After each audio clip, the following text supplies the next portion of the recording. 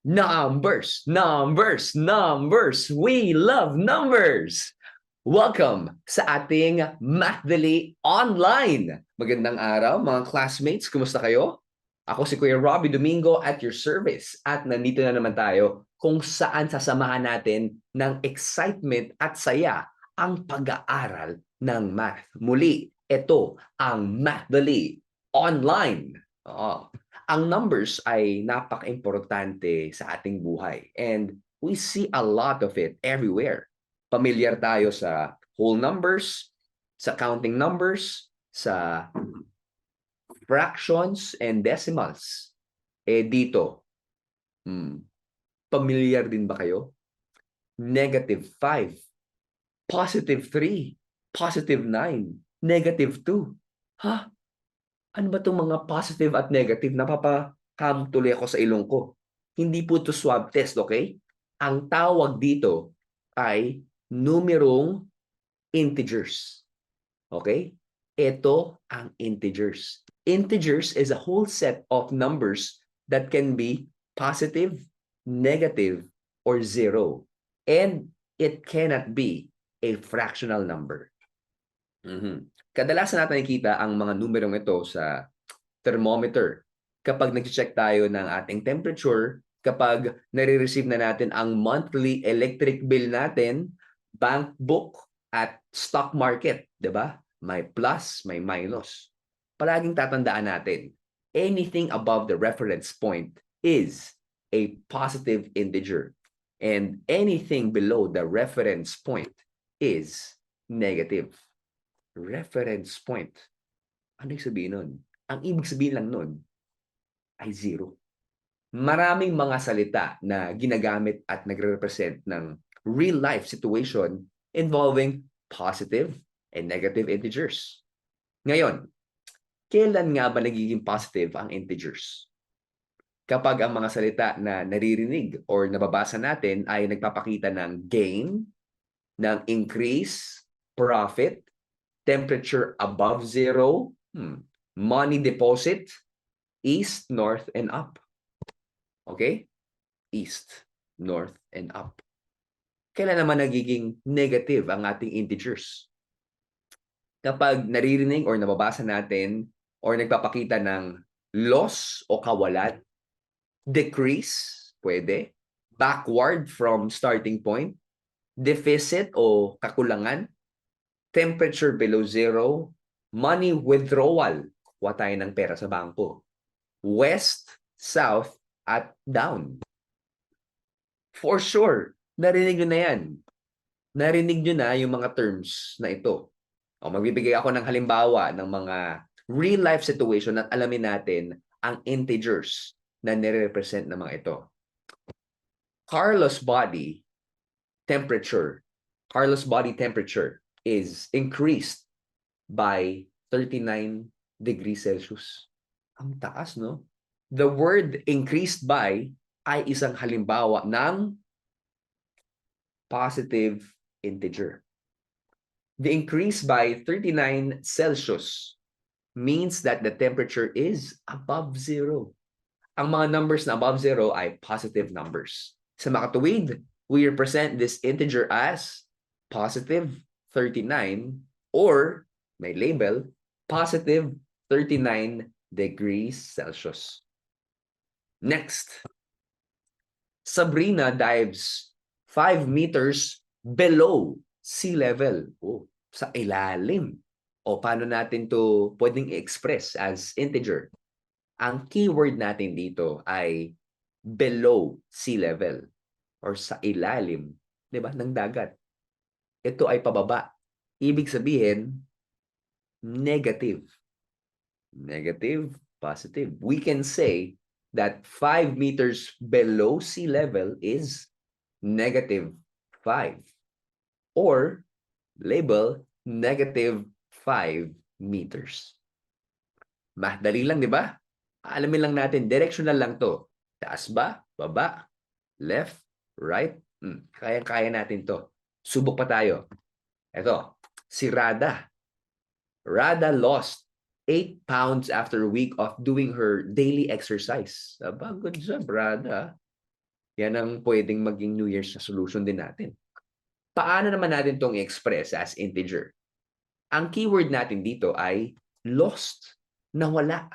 Ibig sabihin, ito ay, hindi siya pwedeng maging positive kasi nawala, di ba? Kaya, negative. So, ang integer ng sentence na ito ay negative 8 or negative 8 pounds. Magaling naman mga classmates. Okay, classmates, naalala niyo pa ba yung number line? Huwag kayong tumingin sa t-shirt ko. Hindi to number line. Para tong grid nga, no? Dito sa lesson natin, magagamit din natin ito. Gamit ang number line, may kita natin na ang negative integers ay nasa kaliwa ng 0 at ang positive integers ay nasa kanan ng 0. Ang positive integers ay maaaring isulat ng meron o walang positive sign. Okay? Uulitin ko. Ang positive integers ay maaaring isulat with or without yung positive sign. Pero ang negative integers ay dapat may negative sign. Ang 0 naman ay hindi positive at hindi rin negative. Kaya dito kailangan lagyan ng either positive or negative sign. Dito sa lesson natin, we can also learn the principle of opposite. The opposite is denoted by signed numbers. The positive sign and negative sign represent actually opposites. Opposites of a number are also called additive inverse. Bumabalik na yung lesson natin, di ba? Inverse meaning kabaligtaran. For example, 10 kilometers south means south. Pababa. Negative 10. While 10 kilometers north means positive 10. The opposite of positive 10 is negative 10. Kaya naman, the additive inverse of positive 10 is negative 10 and vice versa. Kabaliktaran lang. Okay? Ano naman ang additive inverse ng positive 3 or inverse? Correct. It is negative 3. Since ang positive 3 ay 3 steps to the right of 0, ang additive inverse naman nito ng ating positive 3 ay 3 steps to the left of 0. Kaya ang opposite or ang additive inverse ng positive 3 ay negative 3. Ito naman. Ano ang additive inverse negative 7? It is positive 7. Since ang negative 7 ay 7 steps to the left of 0, ang additive inverse naman ito ay 7 steps to the right of 0. Ang concept ng integers ay magamit natin sa mga susunod na lesson natin sa MathDali. At masaalamin pa natin ang integers mula sa ordering, comparing, adding, subtracting, multiplying, and dividing integers. Pero for now, guys, focus muna tayo sa ideya and konsepto ng integers. Okay? Short recap tayo bago tayo dumiretso sa ating MathDali quiz. Tandaan na ang integers is a whole set of numbers that can be positive, negative, or 0. And we can also use a number line to plot the set of integers. Integers located at the right of 0 are positive integers, while integers located to the left or at the left of 0 are negative integers. Additive inverse are the opposites of the particular number. At tandaan din yung mga words na ginagamit to show positive and negative integers. Ito yung mga words. Ilan lang yan at marami pang iba. Okay. Taas ang kamay kung positive na kayo sa ating MathDali quiz time. Handa na ba kayo? Wala akong nakikitang negative answers. Kung ganon, magsimula tayo. Sa bawat tanong, meron lamang tayong 20 seconds to answer. Be ready dahil ito na ang ating MathDali quiz time. Question number 1. It is a set of whole numbers that can be positive, negative, or zero. Huh. Is it A, integers, B, number line, C, additive inverse, or D, positive and negative? 20 seconds, go. List of whole numbers or set of whole numbers that can be positive, negative, or zero. Oh. Isipin nyo, ano nga ba inaral natin ngayon? Time is up. Ang tamang sagot ay A, integers. Oh. Integers is a whole set of numbers or is a set of whole numbers that can be positive, negative, or zero. Oh, classmate, huwag po kayong malilito sa mga terminologies at definitions ha. Baka mapagbaliktad-baliktad natin. Hindi pwede yan. Ngayon, hindi lang whole numbers, fractions, and decimals ang alam natin. Alam din natin ang integers. Para hindi kayo malito kung anong difference ng integers, isipin nyo na lang, integer, parang Avengers. May superhero, may mga kontrabida, 'di ba? Pero kailangan buo sila. May negative, may positive. Hindi pwedeng hati.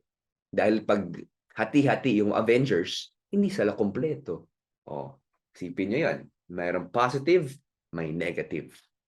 Okay, again, integers is a whole set or is a set of whole numbers that can be positive, negative, o zero. Parehas ba tayo na nakuha ang sagot? Okay, let's proceed to question number 2. True or false? Zero is neither positive or negative. True or false? 20 seconds, go. Zero. Meron bang positive zero? Meron bang negative zero? Ano nga ba? Zero. Isipin natin mabuti. And time is up. Ang tamang sagot ay true. Zero is neither positive nor negative. Natatandaan mo ba yung pinag-aralan natin kanina? Gamit yung number line natin. Makikita natin ang mga negative integers ay nasa kaliwa ng zero at ang positive integers ay nasa kanan naman. Ang positive integers ay maaaring isulat ng meron o walang positive sign. Ang negative, dapat palaging may negative sign. Ang zero naman, hindi siya positive, hindi rin siya negative. Kaya, hindi natin kailangan lagyan ng kahit anong sign. So, ang tanong, tama ba ang sagot mo? Tama! Good job! Ito naman, tingnan natin kung makuha nyo itong question number 3. Write the corresponding integer of the given sentence. Jamie gained 5 kilograms. Is it A, negative 5, or B, positive 5? 20 seconds, go. Jamie.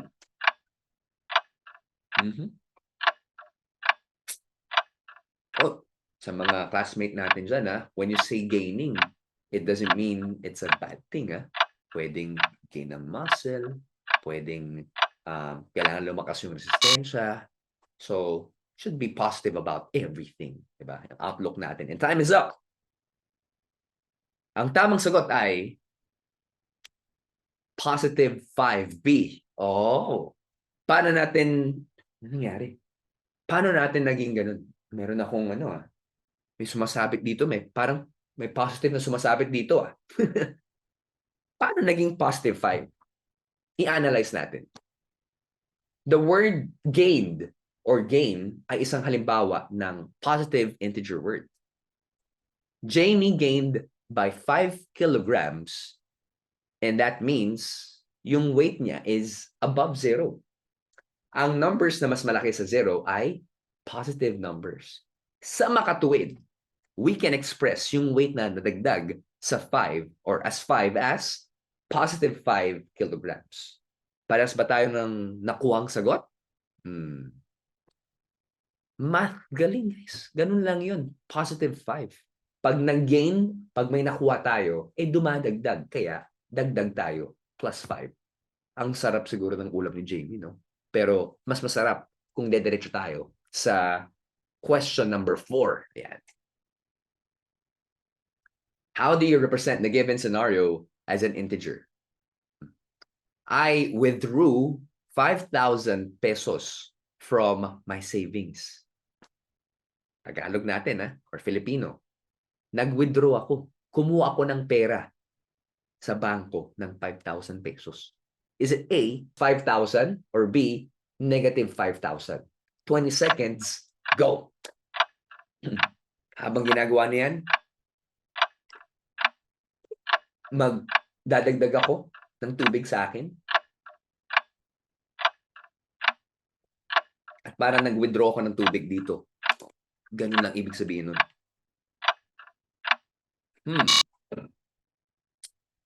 Nag-withdraw. Kinuha. Time is up. The word withdraw ay isang halimbawa ng negative integer word. Kaya naman ang tamang sagot ay letter B, negative 5,000. I withdraw 5,000 pesos from my savings.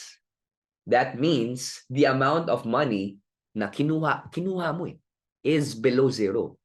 Ang number na mas mababa o mas maliit sa zero ay negative numbers.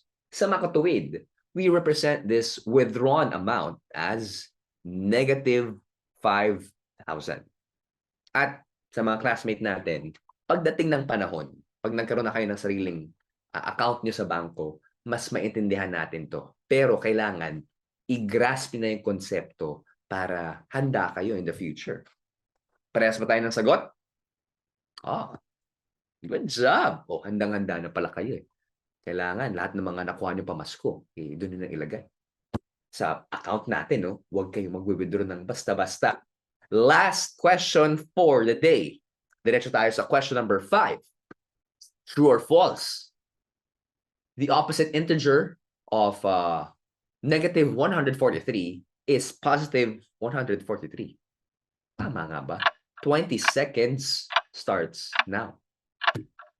True or false? The opposite integer or the additive inverse of negative 143 is positive 143. Tama nga ba? Negative 143. Kabaliktaran nito. Positive 143. Time is up. Ang tamang sagot ay true. Papasok dito ang napag-aralan natin na additive inverse o yung opposite number of a specific number. The positive sign and negative sign represents opposite. Kaya ang negative 143 ay additive inverse ng positive 143. Gets? Gets na gets. And that's integer for you guys. Very MathDali lang, di ba? Ano ba yung nakuha niyong score? Sa mga nakuha niyong scores, mukhang positive na positive ako. Nag-gets yun na ang ating lesson for today. Kung nagkamali ka man, it's okay. Ang importante sumubok ka pa rin. At ang maganda rito, nandito lang kami, handang tumulong para sa'yo. Good job ka pa rin. Sobrang nakaka-excite yung mga susunod pa nating episodes patungkol sa integers dahil matututo na tayong mag-arrange ng set and orders of integers, you guys.